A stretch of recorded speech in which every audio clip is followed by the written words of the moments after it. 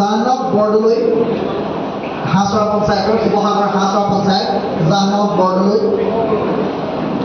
ডিম্বেশ্বৰ কোঁৱৰ তেখেত নামটিয়ালী পঞ্চায়তৰ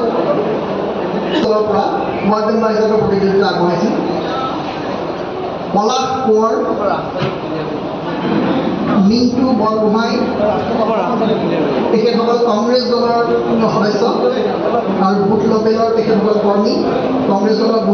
বুথৰ দায়িত্ব তেখেতসকল আছে গীতাঞ্জলি বৰগোহাঁই ৰাজু বৰগোহাঁই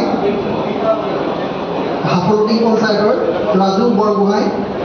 আৰু বীৰেন খনিকৰ হাফলতি পঞ্চায়ত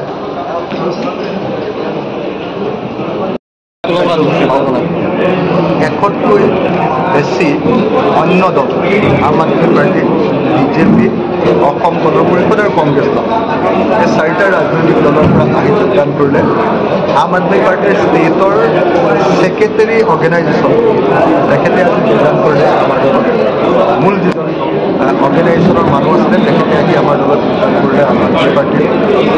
বিজেপি দলৰ কেইবাজনো নেতাই আহি যোগদান কৰিলে অসম গণ পৰিষদৰ ডিক্সু আঞ্চলিক আমাৰ শিৱসাগৰৰ ডিক্সু আঞ্চলিকৰ সভাপতিজনে আমাৰ দলত যোগদান কৰিলে কংগ্ৰেছ দলৰ আঞ্চলিক পঞ্চায়তৰ সদস্য কেইবাজনে আহি আমাৰ দলত যোগদান কৰিলে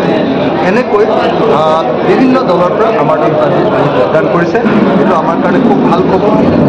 আমি পঞ্চায়ত নিৰ্বাচনত এইবাৰ ৰাইজৰ দলটো শক্তিশালী হৈছোঁ পঞ্চায়ত নিৰ্বাচনত আমাৰ ৰাইজৰ দলটো কাষ্ঠাত লৈছে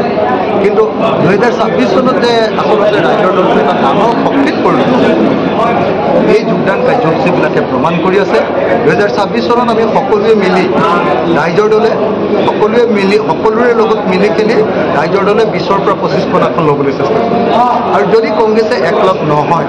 তেতিয়াহ'লে আমি আজিৰ দিনটোত 23টা সমষ্টিত খেলিবৰ কাৰণে প্ৰস্তুত হৈ উঠিছোঁ মই প্ৰথম স্থান দখল কৰিম নহ'লে ছেকেণ্ড স্থান দখল কৰিম 43টা 43টা সমষ্টিত আমি খেলিবৰ কাৰণে প্ৰস্তুত হৈ লৈছোঁ এই 43টা সমষ্টিত আজিৰ দিনটোত আমি 2026ৰ কাৰণে নিজকে সাজু কৰি তুলিছোঁ বাকী সমষ্টিবিলাকতো আমাৰ কাম কাজ চলি আছে 2026 চনত ৰাইজৰ দল অসমৰ ৰাজনীতিৰ এটা গুৰুত্বপূৰ্ণ দল কৰিছে গতিকে মই সকলোকে আমাৰ দললৈ আদৰণি জনাইছোঁ আৰু একেলগে এটা ফটো উঠিম ধুনীয়াকৈ